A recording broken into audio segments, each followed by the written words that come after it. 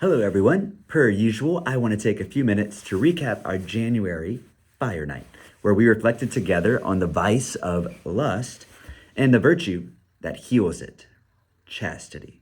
This was this was a deep night, right? A vulnerable night, but also a hopeful one, right? Because chastity is not about repression or shame.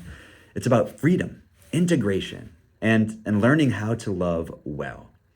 So we began by grounding ourselves in Scripture from Matthew chapter 5, verse 8, which says, "Blessed are the pure of heart, for they shall see God." Purity of heart is not about being naive. It's about clarity, about seeing God, others, and ourselves, really, truthfully. The church reminds us that chastity is the successful integration of sexuality within the person. Right? That word integration, it really matters. Chastity does not deny desire. It orders it. It reunites what sin has divided, body and soul, desire and love. So we spent some time clarifying what lust actually is, because it's often misunderstood, right? Lust is not simply having desire. Lust is using instead of loving. Using instead of loving, right? It takes something good, desire, and it detaches it from truth, from responsibility, from self-gift. And lust never delivers what it promises. It promises intimacy, but it delivers isolation. Now, one of the most important parts of the night was learning how to recognize lust, right? Not in some abstract way, but in real life. And so we named 5 traits that often show up. First, objectification. This is when we begin to see people primarily through attraction, utility, or fantasy, rather than dignity, right? People become something to consume rather than someone to encounter. So the first was objectification. Second, escapism, using lust or fantasy or stimulation to numb that loneliness, that stress, that boredom, or even pain. So we're seeking relief instead of healing, right? We're escaping something. Third, compulsion. It's that experience of losing freedom, right? I don't want this, but I keep returning to this. Desire begins to drive the will instead of the other way around, right? The will driving our desire. So compulsion, we're compulsed to do things. Fourth, fragmentation. So this is living a divided life, one version of ourselves in public and another version of ourselves in private, carrying secrets, feeling split. That's a sign that we're struggling with lust, if we have a fragmented life. And then lastly, fifth, shame cycles. So acting, regretting, hiding, and then repeating, right? Letting failure define our identity rather than trusting in the Lord's mercy. So naming these traits isn't about condemning ourselves. It's about bringing these things into the light where grace can actually work. And so, in fact, we even turn to one of the most powerful witnesses to chastity that the church gives us, and it's Saint Maria Goretti.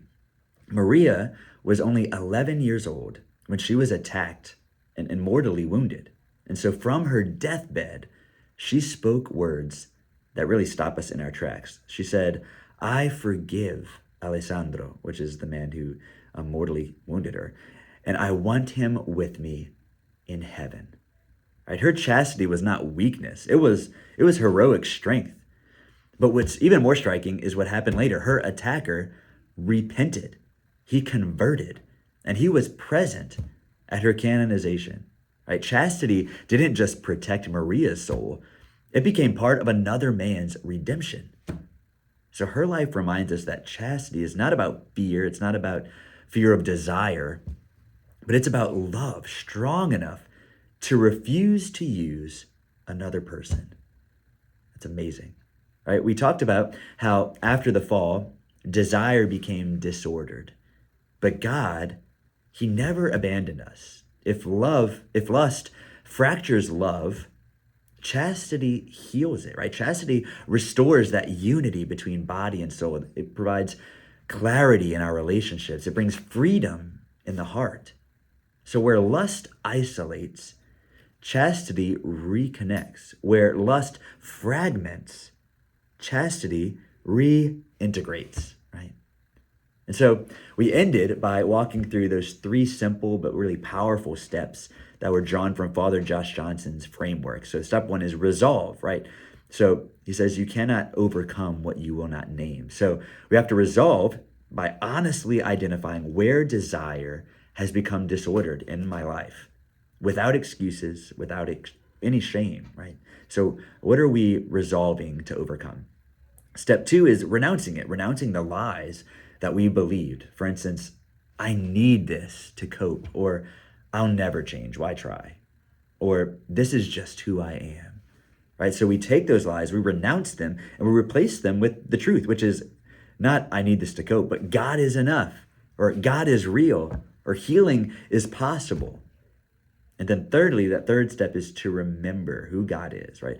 That he is merciful, that he is patient, that he is faithful. And also remember who you are, a son or a daughter worthy of love, not consumption.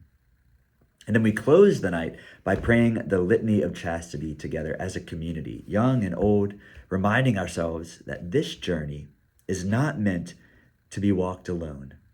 Chastity, it's not about perfection. It's about direction. It's about letting God reorder our lives so that desire becomes a path to communion, not isolation.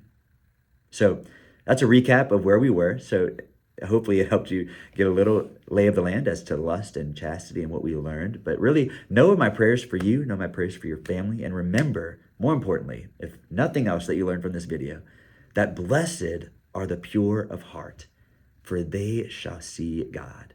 And that is what we all desire to do for all eternity, to be in the vision of God. And so may God bless you, and I'll see you real soon. Have a good one.